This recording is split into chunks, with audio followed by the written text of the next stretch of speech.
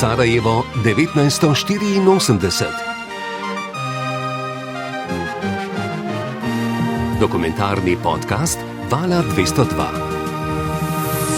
Godišnje na sarajevskom aerodromu prođe 1 milijon. Vsako leto preko sarajevskega letališča potuje 1 milijon potnikov. Zakaj ne bi o prihodu prebrali napisa Dobrodošli v olimpijskem Sarajevu? Mi te vizualne dimenzije Sarajeva kot olimpijskega mesta nimamo. Igre pa so Sarajevu zelo pomagale med zadnjo vojno v 90-ih. Prvi tuji predsednik vlade, ki je obiskal mesto, francoski predsednik vlade je bil to, pa vse do ameriškega predsednika, vsi so poudarjali, da gre za olimpijsko mesto in tudi kot takšno ne sme biti še bolj uničeno, kot je že bilo. Tule smo v prostorih Olimpijskega muzeja, ki je tudi nastradal med vojno.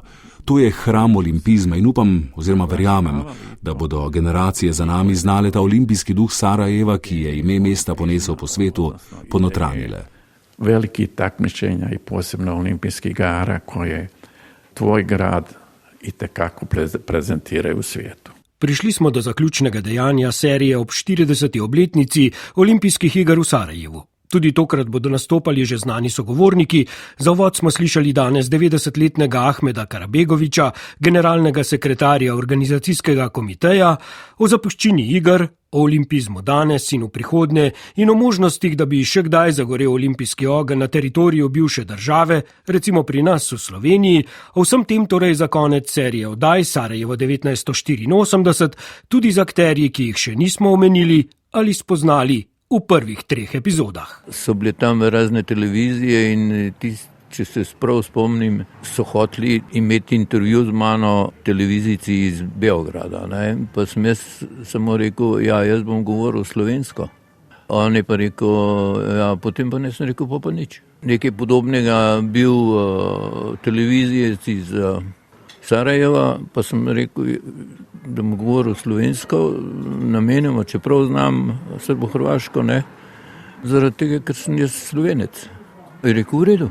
Jaz mislim, da sem vse povedal. To je mene pa tu v Sarajevu pa motilo, ker tu je bilo že razvidno ta delitev politična, ker ta občutek sem pa jaz tudi imel, oziroma imam, kam pestaco moli, in tega jaz nisem hotel prav preveč podpirati z neko mojo emocijo.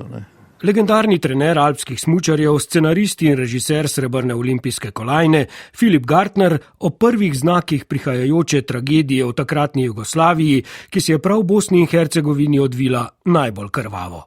Igre miru.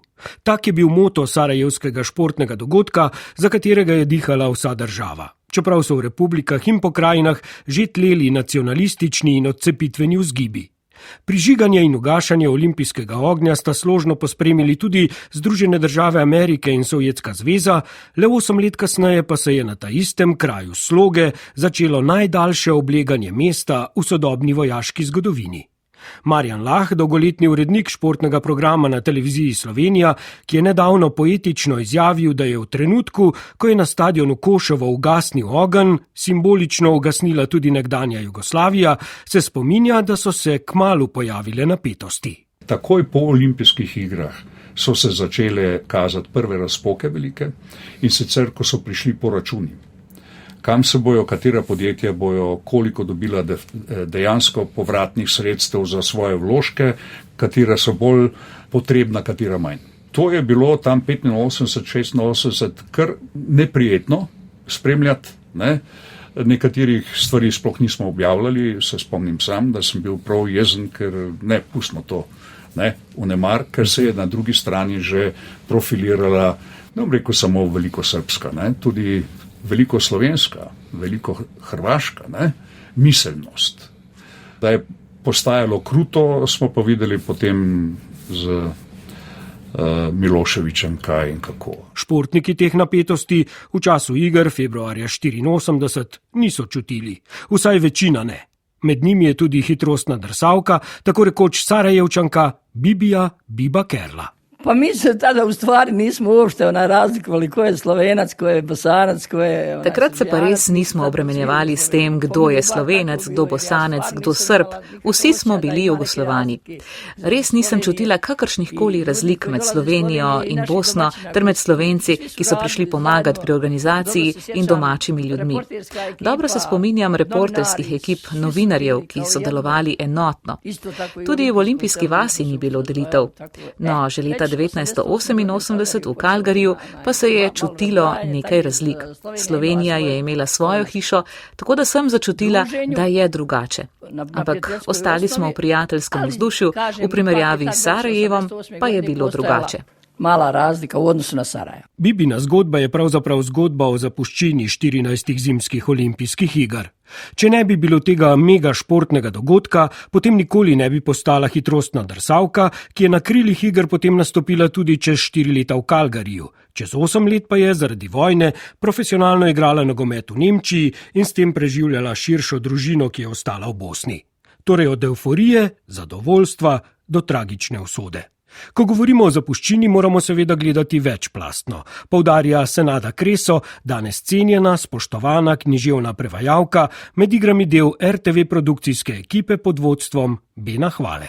Materijalna korist to je očito, dobili smo sportsku dvoranu, dobili smo skijališta, dobili smo 2 velika naselja. Materialna korist, zapuščina, je očitna. Dobili smo športno dvorano, dobili smučišča, dobili 2 veliki naselji, v katerih so po igrah, v času tekmovanj sta to bili olimpijska in novinarska vas, stanovanje dobile mlade družine. Ne vem številke, ampak ogromno stanovanj. Bolj pomembno pa je, da se je spremenila percepcija mesta. Do takrat je bilo Sarajevo na zemljevidu mesto atentata, mesto, kjer se je začela Prva svetovna vojna. Potem pa je bilo mesto olimpijskih iger. Nažalost je tretja stvar, po kateri je Sarajevo znano, obleganje mesta in grozovito trpljenje ljudi, ki so tu živeli.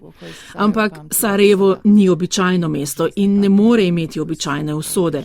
Obstajajo mesta, ki so jim ti ogromni vzponi in padci usojeni. Očigledno ima gradova kojima je tako to suđeno da doživljavaju uspone i padove, nesreće i velika usučenja. To je tako. Senada Kreso se ob kramljanju o zapuščini sarajevskih iger spomni še na en materialni del le-te, ki je pravzaprav med obleganjem mesta pomagal preživeti. Na jakno, uradno bundo, ki jo je dobila kot del produkcijske ekipe med igrami. I sjetila se da ja sam sačuvala tu jaknu. Spomnila sem se, da sem v bistvu shranila to jakno, bundo. Čeprav je nisem nikoli uporabljala za obisk planin, mi je še kako prav prišla po zimi z 93. na 94. leto, ko že drugo zimo v Sarajevu ni bilo ogrevanja. V tej jakni sem spala v svojem stanovanju, brez nje ne bi mogla niti zaspati. Potem pa sem jo podarila sestri, ki je živela na Norveškem, ker je želela en spomin na olimpijske igre. I onda sam je poklonila sestri koja živa u Norveškoj jer je htjela da ima uspomenu na olimpijadu. In prav na Norveškem, v Lillehammerju so bile leta 1994 zimske olimpijske igre, ki jih mnogi postavljajo ob bok sarajevskim, ki so se odvile 10 let prej. V času Lillehammerja, kjer so Alenka Dovžan, Katja Koren in Jure Košir z bronastimi odličji osvojili prve zimske kolajne za samostojno Slovenijo, je v Sarajevu divjala vojna, ki je globoko segla tudi v srce olimpizma. O tem, ko razmišlja o zapuščini, Tomo Levovnik, dolgoletni športni delavec. In zato tudi moram reči posebej poudariti, da ni naključje, da je iz Lillehammerja šel predsednik Mednarodnega olimpijskega komiteja v Sarajevo. Na vsak način so si želeli del tega vsega lepega in dobrega ohraniti tudi v Mednarodnem olimpijskem komiteju. Da to ni bila samo naša, bom rekel, jugoslovanska zgodba, ampak je bila zgodba, ki je dala tudi v mednarodnem športnem sferah zamisliti. In se mi zdi, da je to dobro. Namreč, zakaj to poudarjam? Ker v Lake Placidu, ko smo bili na olimpijskih igrah, smo živeli v zaporih, sicer novo zgrajenih, ograjenih, brez možnosti gibanja, brez tega komunikacije z svetom, z ljudmi, z vsem. In to mislim, da je lahko zelo močno sporočilo za vnaprej. Ne. Igre morajo biti tam, kjer so sprijete. Pozitivno ne sme biti sam kapital ali pa v glavnem kapital, ampak tudi ta državni, družben del in na koncu gospodarski. Ne. Na to temo pa več s predsednikom Smučarske zveze in Olimpijskega komiteja Slovenije malce pozneje. Zdaj gremo spet v tiste krvave dni.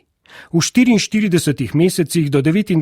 februarja 1996, kar je 3-krat dlje od obleganja Stalingrada, je na Sarajevo z okoliških hribov padlo v povprečju po 320 projektilov na dan. Skupno več kot 50.000 ton topniških granat, skupaj s streli ostrostrelcev je obleganje Sarajeva terjalo več kot 14.000 žrtev, od teh več kot 5.000 civilistov in med njimi več kot 640 otrok.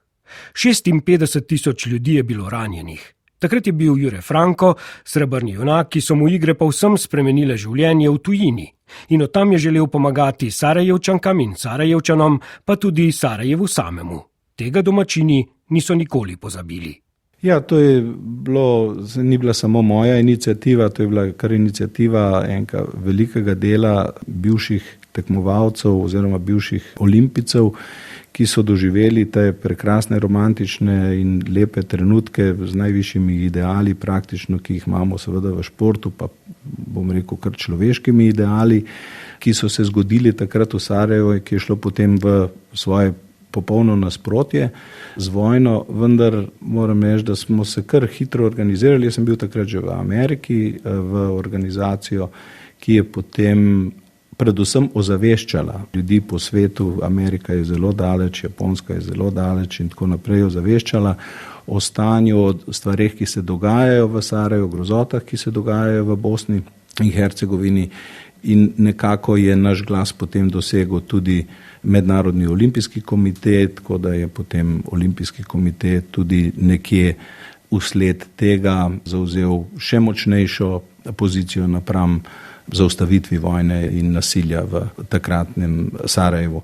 Tako da je pa res, da se še enkrat vsi se najrajše spominjamo, veliko rajše kot teh stvari o vojni se spominjamo seveda olimpijade, in to je krasno, da se je ta olimpijada lahko zgodila, ker je neka opora, neka samozavest, nek bazen ali pa vodnjak prekrasnih spominov in tega, kaj smo zmogli, kaj zmoremo narediti, če držimo skupaj. Tega se seveda najbolj zavedajo tisti, ki so živeli v času bivše Jugoslavije, takrat, ko je doživljala zlata leta. Torej tisti, ki se še kako spominjajo olimpijskih iger v Sarajevu.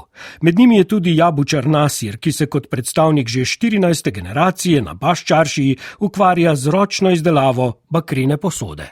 Pa, znate šta je drugačije? Drugačije je zato, evo, sad živimo u vremenu kad nema avtoriteta. Veste, kaj je drugače? Drugače je to, da zdaj živimo v času, ko ni avtoritete. Marsikoga je socializem motil, mene ni. Bilo je spoštovanje, bil je red, bila je varnost. Ljudje smo se bolj trudili in več delali. Tudi takrat so bili politiki, ki so kradli, ampak danes to počnejo očitno. V politiko gredo politiki, ki so za politiko nepismeni. Gredo samo zaradi svojih osebnih koristi, tako je v vseh državah nekdanje Jugoslavije. Srečujem se z ljudmi, ki prihajajo kot turisti iz Beograda, Zagreba, Kragujevaca, Maribora, Sežane. Pri vas je to mogoče bolj urejeno, pri nas pa je vse neurejeno. Razpad Jugoslavije se je zgodil in to zdaj lahko rečem, saj imam blizu 70 let, ker smo kot država začeli motiti druge evropske države. Bili smo najboljši v glasbi, nogometu, turizmu, zato je bilo treba vse uničiti, pokvariti. Pa tudi Evropska unija. Vsi nas vlečejo tja, a mi smo bili Evropa že, ko so se marsikatere evropske države še kopale v blatu. Ne more se zgodovina prilagajati ljudem, ki imajo trenutno moč in bogatstvo, in mislim, da smo mi kolateralna škoda, ampak se ne damo. I mislim, da smo mi kolateralna šteta, ali mi se ne damo, mi smo žilavi. Politika, ja, ampak ne bomo. Ostajamo na Baščaršiji, ostajamo na ulicah, kjer se še sliši kovanje starih, pa tudi mladih mojstrov. Tak je Adnan Hidić, tretja generacija kotlarjev, rojen 4 leta po olimpijskih igrah v Sarajevu. Oče mu je velikokrat pripovedoval o tistih časih.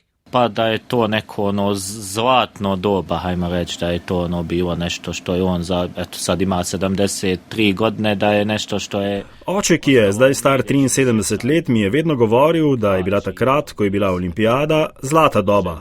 To so bila leta, ki so mu ostala v najlepšem spominu in ki jih mi nikoli ne bomo podoživeli. Za mlade se mi zdi življenje v Sarajevu fino. Jaz nimam želje, da bi odšel kam drugam. Kdor hoče delati, lahko dela in tudi kot mesto Sarajevo marsikaj ponuja. Večkrat gremo na Jahorino in na Bjelašnico, ki je malo bolj adrenalinska in divja. Ne moreš biti iz Sarajeva in ne smučati. Sploh Jahorina je res postala pravi smučarski center in priporočam obisk. Jahorina se je sad izgradila, Jahorina je baš postao prepoznatljiv turistički centar, i ski centar faktički, tako da fino je, preporučujem svakome. Alpsko smučanje je torej v Sarajevu in okolici veliko bolj razvito, kot je bilo pred olimpijskimi igrami. To je zagotovo pozitivna plat za Puščine. Tomo Levovnik pa izpostavlja, da so igre pozitivno vplivale tudi na razvoj smučarskih disciplin v Sloveniji. Začel se je še bolj intenzivno razvijati biatlon, začel se tako rekoč smučarski teki, da ne govorimo o alpskem smučanju, o smučarskih skokih. In to so bili zelo pomembni, bom rekel, elementi pospešenega razvoja športa tudi v Sloveniji. Tudi sami v Sloveniji smo videli, ker smo bili očitki, sej mi delamo olimpijske igre v Sarajevu.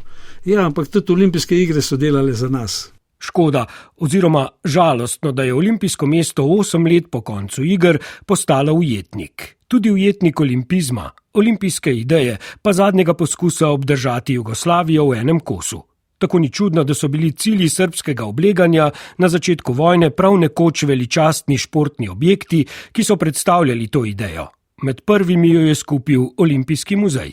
V muzejski vili v središču mesta so bili izgubljeni številni eksponati z olimpijskih iger, obnovljeno zbirko so leta 2004 razstavili v začasnih prostorih obnovljenega kompleksa Zetra, šele leta 2020 pa se je muzej vrnil na izvirno lokacijo. Kako olimpijska prizorišča izpred 40 let izgledajo in živijo danes, je preverjala Veronika Gnezda.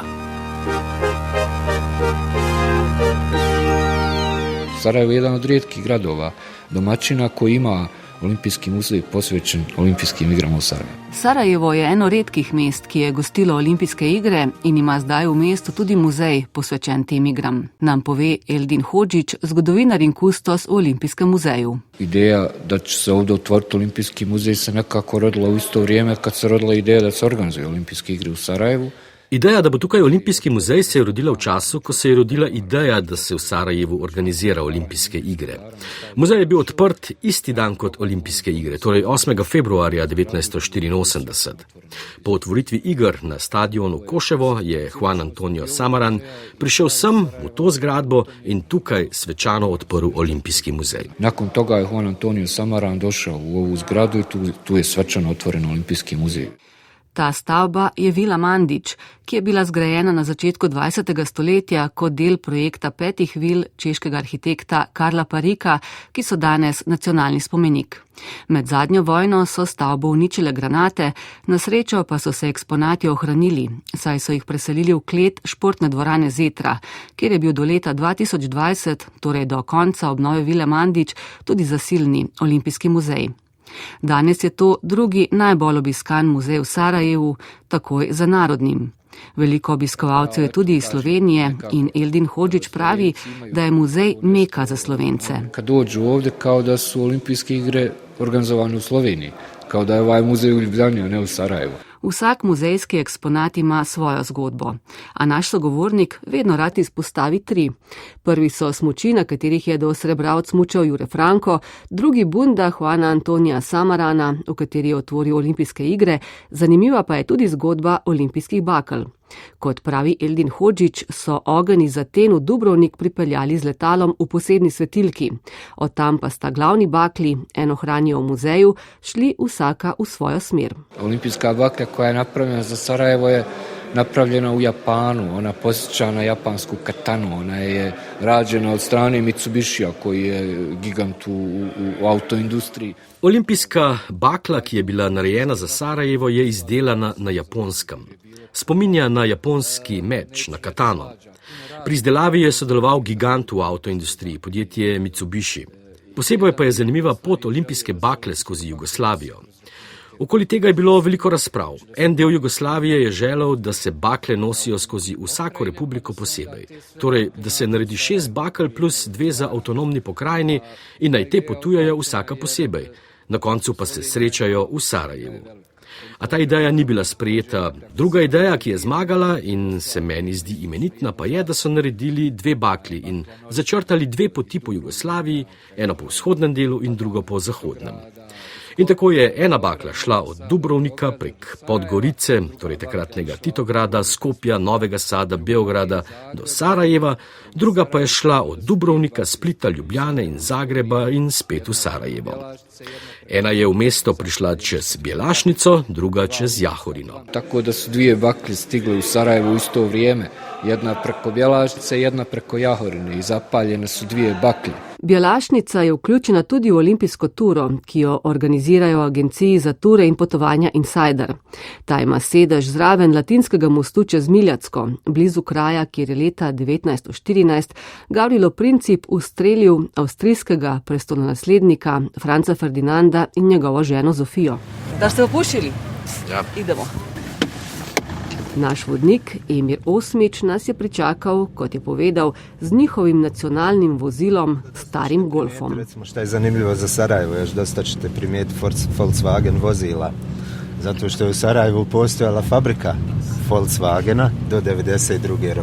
godine, do ratnih dešavanja. Sarajevo leži na nadmorski višini 530 metrov, vrh Trebevića pa je na 1600 metrih.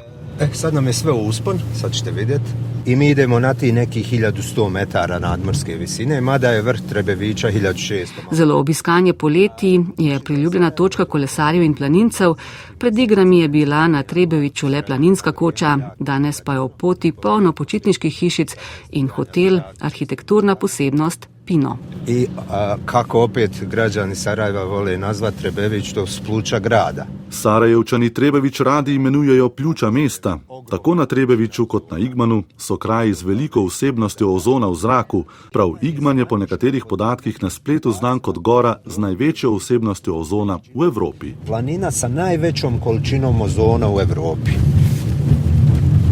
A možete biti gore za nekih 15 minuta autom ili žičarom se popet za opet nekih 10 minuta. Marsikdo pa se na Trebević odpravi zaradi bob steze, ki so jo odprli leta 1982 in je bila zasnovana tako za tekme v bobu kot v sankanju. Ona je turistička atrakcija, pješačka, da kažemo. Steza za bob je predvsem privlačna pešpot, seveda takrat, ko se po njej da sprehoditi. Po zimi, ko je sneg, to ni mogoče. Med vojno je bil precejšen del njene infrastrukture uničen in mesto za obnovo, to bi bila velika investicija, nima denarja. Start 1570 metrov dolge steze s 13 velikimi ovinki je na nadmorski višini 1110 metrov, cilj slabih 130 metrov nižje. Blizu steze za bob, tik pod žičnico, je tudi razgledna točka. Od tam je razgled na stari del mesta z mestno hišo, Vječnico.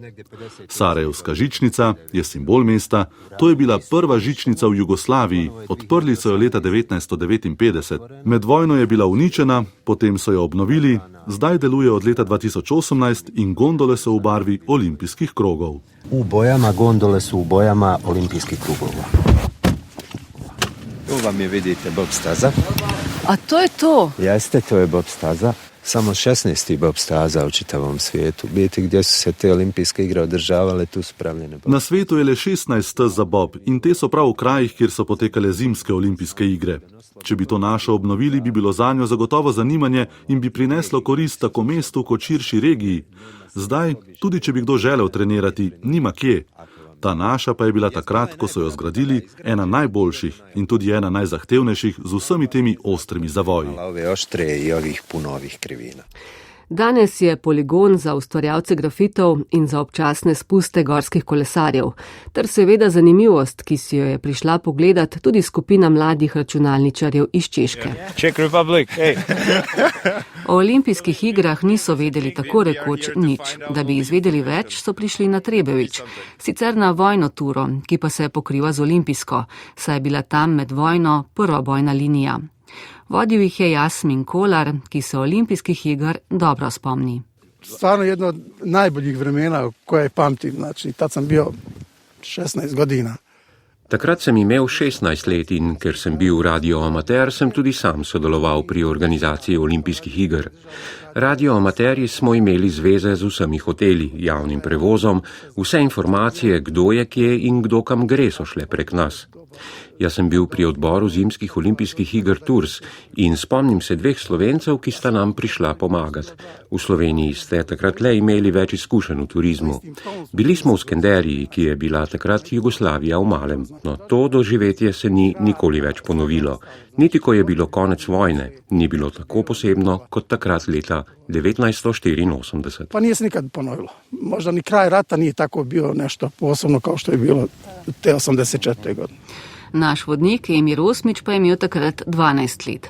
Hodil je v šolo, najbolj pa se spomni, kako je mesto živelo 24 ur in obiskovalcev z vsega sveta, ki so hodili na tekme, tudi na Bjelašnico in Igman. Za nekih 10 minuta ćemo se popeti na Igman. Ob poti vidimo znani hotel oziroma to, kar je ostalo od 16-stropnega hotela Igman, ki so ga zgradili prav zaradi olimpijskih iger. Bio je super modern. Staćemo tu da pogledate malo kako izgleda. Bio je super modern. To je bil super modern hotel s košarkarskim, odbojkarskim in teniškim igriščem, bazeni, diskotekami in restauracijami. Kot pravi Emir Osmič, naj bi hotel le kupil zdaj neki zasebni investitor, ki ga bo podrl in na njegovem mestu postavil novega. Na Igmanu imaju 2 polja, veliko polje i malo polje. Na malom polju su se skakao. Na Igmanu sta veliko in malo polje. Na malem so med olimpijskimi igrami potekale tekme v smučarskih skokih. Gre za 2 skakalnici, 90 in 112 metrsko. Čeprav sta od vojne uničeni, sta prava turistična atrakcija. Veliko polje pa je bilo prizorišče nordijskih disciplin, teka na smučeh in biatlona. Tudi danes, če so zimske razmere, so tukaj lepo urejene tekaške proge. Sicer pa je ta velika planota vse leto izjemno priljubljena turistična točka. Veliko je pešpoti, urejeni so prostori za počitek ali piknik. Mjesta napravljeni za sjedenje, za roštilj i tako po ovim šumama. I ovo je taj jedan veliki plato. Evo vidite, skijaško trčanje, vidite čovjeka. Na Igmanu, ki bi ga lahko primerjali z našo Pokljuko, je že bilo nekaj ljudi na tekaških smučeh. Na malem polju, nasproti propadajočih skakalnic bratov Gorišek, tudi nekaj otrok na šoli smučanja. Ta sudijska kućica je isto u ratu stradala. Med vojno je bilo tu bojišče. Sodniški paviljon so mirovne sile Združenih narodov pozneje uporabljale kot razgledno postajo. To je sve iz doba olimpijskih igara. Tukaj na Igmanu ni bilo po olimpijskih igrah nič na novo zgrajeno, razen smučišča, ki je urejeno in deluje. Ova ski staza rekonstruirana, dovedena u red i puštena u rad. Do Bjelašnice, kjer so med olimpijskimi igrami potekale smučarske tekme za moške, je z Igmana le nekaj minut. V primerjavi z Jahorino, na kateri so tekmovale ženske, so na Bjelašnici smučarske proge precej strmejše in zahtevnejše. Na Jahorini je bilo že pred igrami marsikaj narejenega. Leta 1975 je tam potekala Zlata lisica. Nasprotno pa je bila Bjelašnica z najvišjim vrhom nad 2 tisočakoma še nekaj let pred olimpijskimi igrami zares divja gora. Najinteresantnija planina, najviše ima snijega. Mi kažemo često divlja planina, zna se 10 spusti. Bjelašnica je najzanimivejša gora. Ima največ snega in mi pravimo kar divja gora. Ko se spustite po progi, je lahko vreme krasno, sončno. Ko greste spet na vrh, pa je ta lahko že v megli, tam sneži in piha veter. Razmere so lahko popolnoma drugačne, kot so bile pred 20 minutami. Bjelašnica je namreč meja med 2 podnebnima tipoma, ki jo imamo v Bosni. Med severnim celinskim in južnim mediteranskim, tu se srečata in najbrž se zato lahko vreme tako hitro spremeni. Tudi na primer na Igmanu, ki je 10 minut stran, je lahko krasno vreme brez oblaka, na Bjelašnici pa je snežni metež. Če je Bjelašnica divja gora, je Igman ukročena. Igman je ona pitoma planina, a Bjelašnica je takozvana divlja planina. Evo, već smo došli, evo ovo vam je već Bjelašnica. Eto, koliko nam je trebalo sa Igmana? 5-6 minuta. Zdaj smo na Bjelašnici, koliko smo potrebovali z Igmana? 5-6 minut? In vidite, tu je oblačno, megla, čisto drugačno vreme kot za nami, kjer je jasno. Ta glavni del tukaj se imenuje Babindo in poglejte, koliko se gradi. Sami veliki kompleksi apartmajev. In vse kapacitete so prodane, še preden so dokončane. To je taj kompleks. Vse, kar je danes tam, je bilo zgrajeno v zadnjih 15 letih. Prej je tam stal le hotel, ki zdaj ne obratuje več, in planinska koča. 17 kilometrov smučarskih prog je pokritih snežnimi topovi, ki pa zadnja leta, ko je snega dovolj, niso v uporabi. Na ovoj centralnoj stazi vidite ovdje, ova centralna najšira. Vidite glavno, najširšo progo. Na tej je Jure Franko osvojil srebrno medaljo v veleslalomu. Jure Franko osvojil srebrno medaljo v veleslalomu, da. Veliko ljudi iz Sarajeva pride na Bjelašnico po službi, na nočno smučanje pod reflektorji. Ob lepem vremenu je dnevno tam lahko tudi 20.000 ljudi. In tudi tokrat je tam okoli poldneva na sicer široki cesti nastala gneča. Sad otprilike se dolazi. Mi ustanemo u 9, dok mi popijemo kafu, dok mi polako. Ustanemo ob 9, spijemo kavo, počasi. Nikamor se nam ne mudi. Kavo pijemo večkrat, saj veste, pri nas za vsako srečanje ali sestanek rečemo, da gremo na kavo. Kafa podrazumijeva nešto da će biti dogovoreno. Po naši kavi nas je vodnik po olimpijski turi peljal nazaj v mesto. Najprej do Dobrinje, nekdanje olimpijske vasi, ki so jo z več kot 2000 stanovanjskimi enotami zgradili v letih 1982-83. Ovo je taj kompleks Dobrinje. To je kompleks Dobrinja. In to naselje je bilo skupaj z naseljem Mojmilo zgrajeno prav zaradi olimpijskih iger, da so bili tu nastanjeni novinarji in športni funkcionarji, ki so med igrami prišli v Sarajevo. I to je veliki kompleks. Dobrinja 1, Dobrinja 2, Dobrinja 3, Dobrinja 4, Dobrinja 5. I ovo je ovamo s desne strane aerodromsko naselje. To je naknadno izgrađeno. To je velikansko naselje. Tam zraven pa je letališko naselje, ki je bilo zgrajeno pozneje med Dobrinjo in letališčem. Pred olimpijskimi igrami je bil tukaj travnik, nič drugega. Prije olimpijskih igara ovdje je bila samo livada. Znači nije bilo ničega. Vidite, ovo je ta pješačka zona kroz Dobrinju i tu ne možete autom. Poglejte, to je peš cona skozi Dobrinjo, sem ne morete z avtomobilom. To je mesto v mestu. To je ta koncept olimpijske gradnje. Grad u grad, to je to olimpijsko, da kažemo, taj duh ili koncept gradnje. Tudi Dobrinja je bila med vojno zaradi frontne linije, ki je potekala tam, zelo uničena.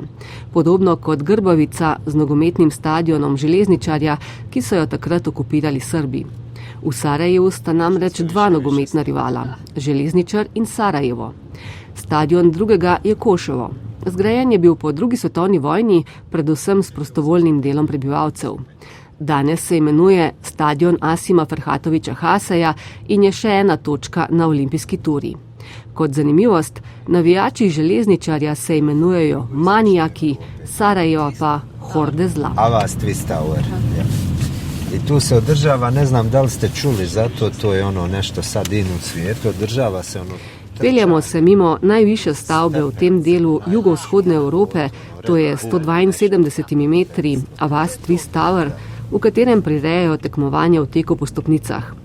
Pri stadionu Koševo, na katerem so s prižigom olimpijskega ognja odprli olimpijske igre, in bližnji olimpijski dvorani Zetra, v kateri so bile hokejske tekme in tekmovanja v umetnostnem in hitrostnem drsanju, najprej zagledamo pokopališča. Ovo je bio pomoćni stadion fudbalskog kluba Sarajevo, koji je uzet za vrijeme rata da bi se ubijeni mogli tu ukopavati, sahranjivati to.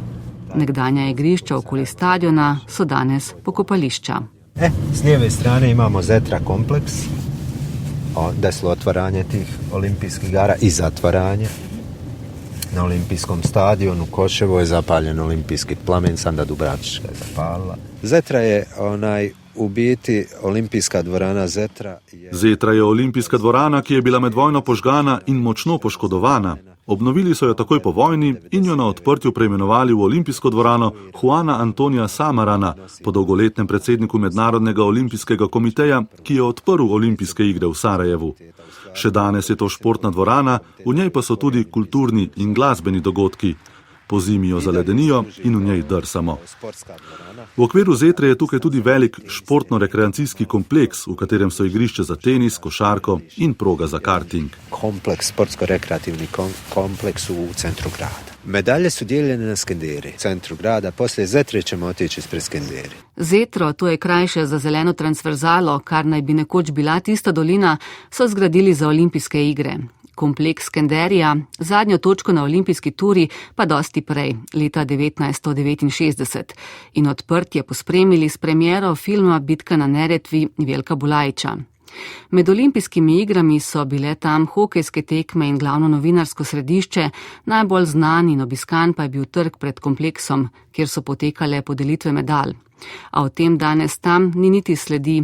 Ob koncu olimpijske ture pove Emir Osmič, vodnik agencije za ture in potovanja Insider, ter doda, da bi bilo dobro, da Sarajevo spet pride na vrsto za organizacijo olimpijskih iger in da je prepričan, da bi tudi te izpeljali tako dobro kot tiste leta 1984. Mislim, da bi opet bile najbolje igre do tada organizovane u svijetu, jel?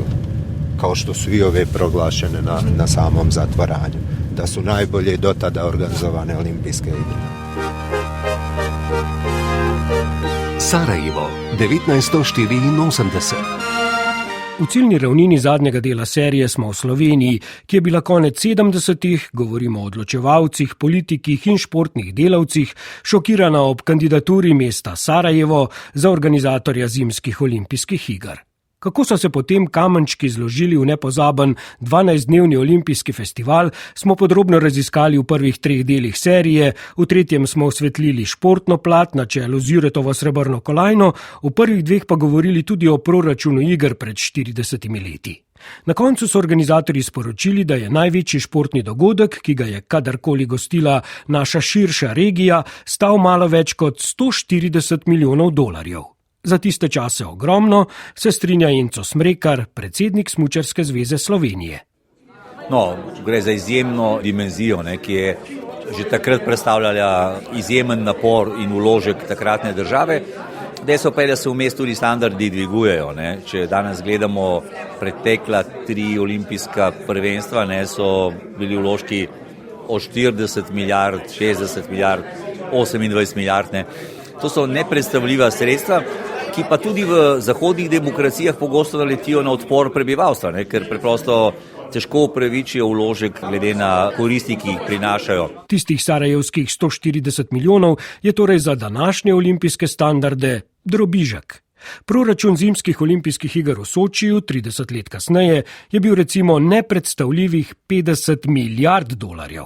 Na mestu je torej razmislek o duhu olimpizma 40 let kasneje, o enormnih stroških organizacije iger, ki si jih velika večina držav ne more privoščiti, tu pa je še vidik trajnostnega razvoja, trajnosti, ki v 80-ih še ni bila na agendi.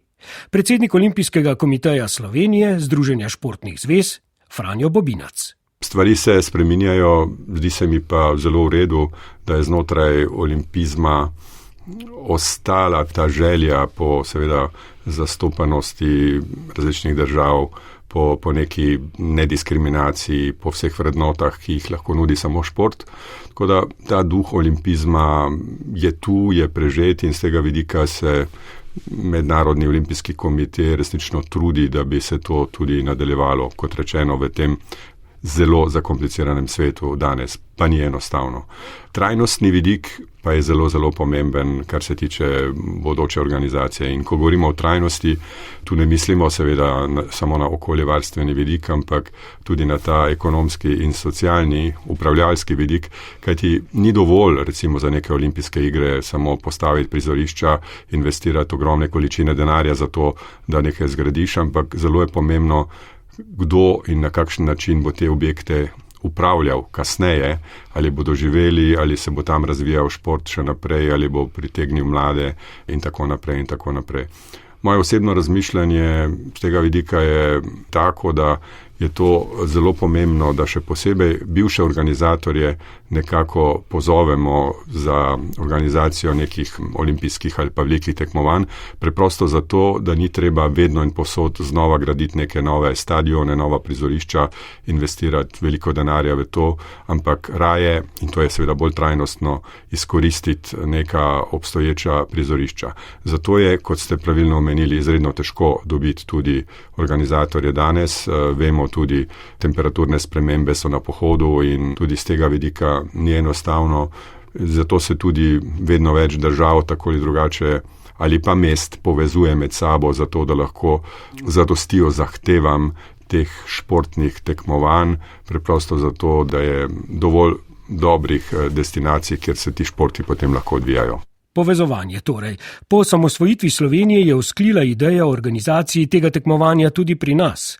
No ja, glede na finančne zmožnosti in naravne danosti je dolgoletni kranjskogorski športni delavec, vodja pokala Vitranc, v Sarajevu vodja ženskih tekem v alpskem smučanju, Vojteh Budinek za skupno organizacijo prepričal italijansko deželo Furlanijo Julijsko krajino in avstrijsko Koroško.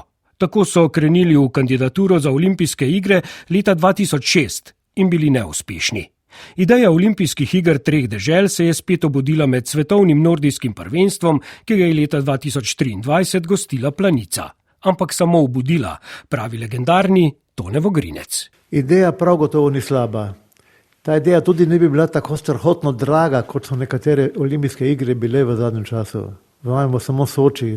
Olimpijske igre treh dežel, Italije, Avstrije in Slovenije, bi bile relativno poceni, ampak imeli bi uspeh samo pod enim pogojem.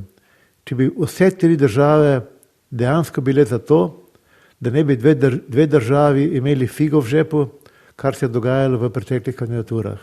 Če bi Italija dala ves potencial v to, ampak zakaj? Italija bo imela zdaj drugič že olimpijske igre v kratkem času v Italiji in niso bili niti najmanj zainteresirani, da bi delili olimpijske igre za Slovenijo pa za Avstrijo. Avstrijci ponovno kandidirajo za olimpijske igre, sem pred kratkim bral. Imeli so že dvakrat olimpijske igre zimske v Innsbrucku. Tudi oni niso zainteresirani, da bi ta kolač delili za Slovenijo. Sama Slovenija nobene šanse. Ideja v igrah treh dežel se je torej obudila, ampak res le na kratko ob nedavnem prvenstvu v Planici, razlaga tudi predsednik Smučarske zveze Slovenije Enzo Smrekar, ki ga izzovem s tezo, da se je ideja, glede na trende v olimpijskih krogih, verjetno obudila zadnjič. Ideja nikoli ne reci nikoli, ampak ideja, ki je za trenutek splantela po zaključku zadnjega svetovnega prvenstva nordijskih disciplin je bila bolj na temelju tega, da ob pomankanju kandidata za 2030 bi se lahko nekako vzpostavila situacija, v kateri bi Mednarodni olimpijski komitej ponudil 2-3 državama, da pa morda se le tega lotijo z obstoječo infrastrukturo. Ampak kot smo lahko videli, se je zelo hitro v to borbo vključila Francija z številnimi prizorišči od Albertvilla do Courchevela, kjer bo to izpeljala, tudi Švedska in še so se pojavljale nekatere druge države. Če beremo med vrsticami, igre v Sarajevu pred 40 leti bodo vsaj za nekaj časa ali pa kar zavedno ostale edine olimpijske igre, za katere lahko Slovenija in Slovenci rečemo naše igre. Svet se je spremenil, olimpizem se je spremenil, pa roko na srce, tudi sarajevske igre so bile prej splet na ključi kot kaj drugega. Zato je morda vprašanje, ali lahko Slovenija kdaj v zelo oddaljeni prihodnosti postane organizator največjega športnega tekmovanja na svetu brezpredmetno. Pa vseeno. Enzo Smrekar. Mislim, da je odgovor jasen ne. Preprosto nam manjka izjemno veliko infrastrukture, ampak najbolj banalno je pa to, da bi pravzaprav imeli največji problem in deficit pri namestitvenih kapacitetah. Tam so potrebe enormne in morali bi zgraditi izjemno število hotelskih namestitev, obenem pa seveda tudi izjemno stanovanjsko kapaciteto za samo olimpijsko vas. Tako da ta ideja, ki je bila v preteklosti, da mogoče v koorganizaciji z morda Avstrijo, morda Italijo, je bistveno bolj smiselna, pa vendar, če gledamo ravno kar razplet bodočih zimskih olimpijskih iger, je več ali manj jasno, da bodo naslednje v Franciji, potem pride na vrsto Združene države Amerike, Salt Lake City, kar bo istočasno odločeno po nekaterih internih informacijah in že približno je tudi jasno, da bojo 2038 ekskluzivo za pogajanje dobila Švica. Skratka, naslednje 3 prizorišča zimskih olimpijskih iger se zdi, da so že zasedena. Zelo močno je pa prisotna tudi ideja v Mednarodnem olimpijskem komiteju, da bi se dobesedno določilo 4 ali 5 mednarodnih prizorišč, ki bi potem rotirale v izvedbi zimskih olimpijskih iger ker je preprosto to najbolj trajnostno naravnan pristop za vzdrževanje infrastrukture in za kasnejšo tudi utilizacijo te infrastrukture.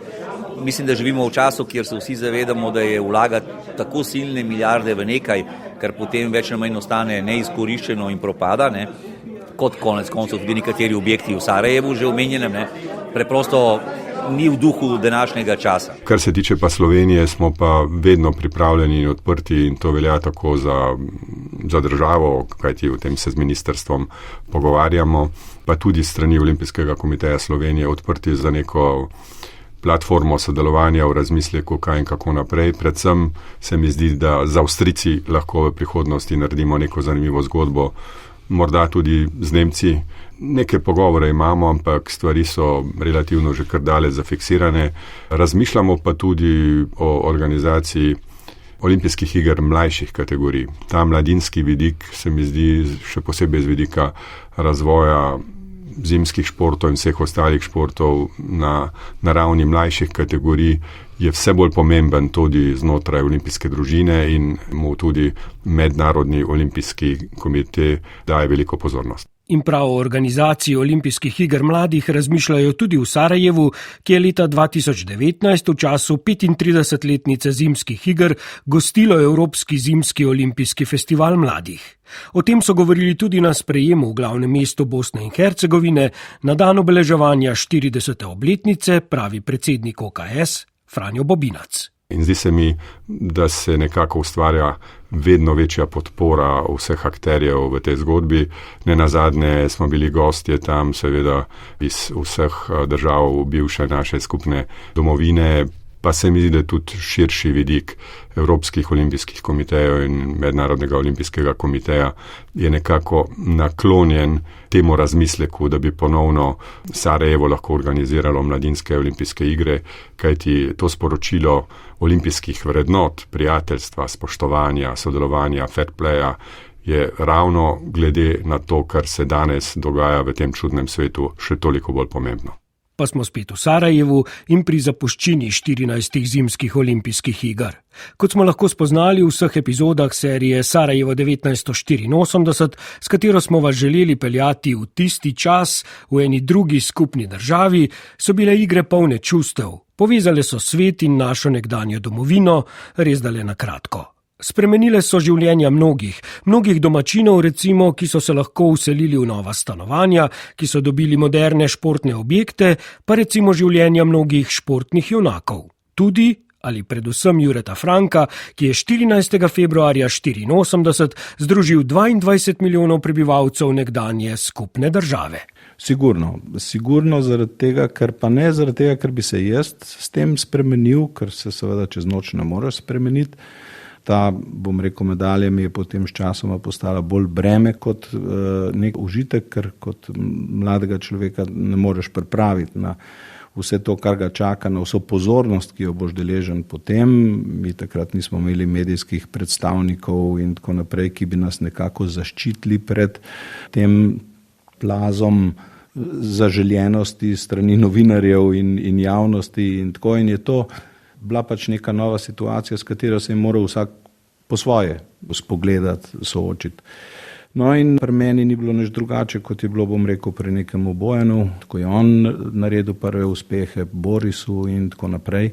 Takrat je to postalo do te mere obremenjujoče, da sem moral pred tem pobegniti. Seveda sem pobegniti v narekovajih, umakniti sem se mogel iz javnega življenja, kjer sem potem tudi s Francijem Pavšerjem sva opravila zadnji intervju, za katerega sem povedal, sem rekel, Francija, se umikam iz javnega življenja, tole je zame preveč, te prosim za razumevanje, če in ko se bom vrnil v javno življenje, boš ti prvi, s katerim bom naredil, no, potem žal je Franci med tem premenil in mislim, da so bila midva prva, ki so naredila intervju potem, ko sem se vrnil v javno življenje, seveda potom čist drugih stvari, musicalov tokrat, in življenje se je spremenilo predvsem zaradi tega, kako so drugi ljudje name gledali in to je ta pozornost, ki imaš, je bila takrat preveč, tako da bom rekel, da je ta v narekovajih pobeg oziroma odhod v tujino mi je zelo prav prišel, da sem se iz tega umaknil in sem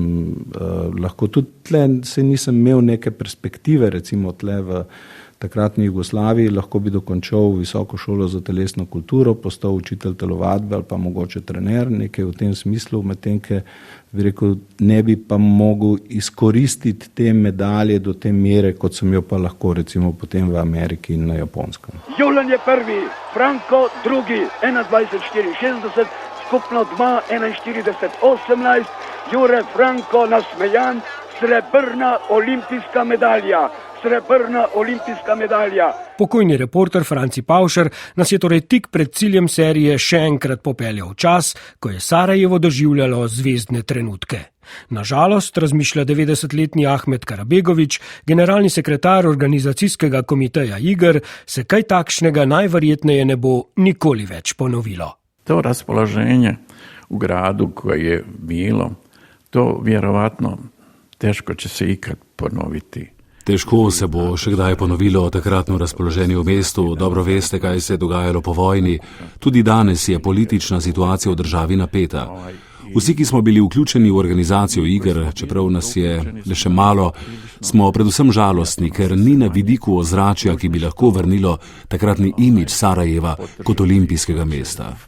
Vratiti ta imidž Sarajeva kao olimpijskog grada. Na potezi so torej mladi.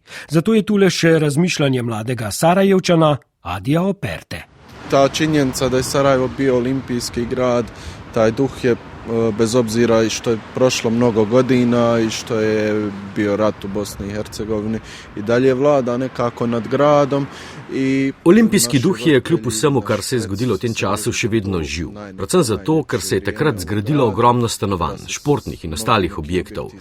V tistem obdobju se je nenazadnje sploh začelo masovno smučanje pri nas. In tudi zato, ker si mladi želimo, da bi se ti časi, ki so jih doživeli naši starši, vrnili. Doslovno svaki dan igara ili pred igrama mogu prepričati kako je to teklo. Generacija mojih staršev se nenehno vrača v ta čas. Ko so večja športna tekmovanja v svetu, privlečejo na plan zgodbe o dneh, ko je bila olimpijada pri nas. Mi mladi pa smo vsaj del tega okusili leta 2019, ko je bila pri nas olimpijada mladih. In si zato zdaj lahko tudi predstavljamo, kaj lahko tako velika organizacija pomeni za razvoj mesta in države. Manje više svjesni toga šta to predstavlja i šta to može predstavljati za razvoj same države ili grada. Vi pa si o poslušanju serije Sarajevo 1984 lahko ustvarite svojo podobo o razsežnostih, kandidature, organizacije in izvedbe športnim vidikom vred 14 zimskih olimpijskih iger, ki jih je pred 40 leti gostila naša nekdanja skupna država. Aleš Smrekar sem z mnogimi sodelavci, na čelu z Veroniko Gnezda, Lukom Petričem in Markom Polakom, ter ob tehnični podpori mojstrice Mirte Berlan pripravil 4-delno serijo, ki nas je vse skupaj prestavila v ene druge čase, v eno drugo državo in mnogim obudila neverjetne spomine na tistih nepozabnih 12 olimpijskih dni v Sarajevu. Sarajevo 1984. Dokumentarni podcast Vala 202.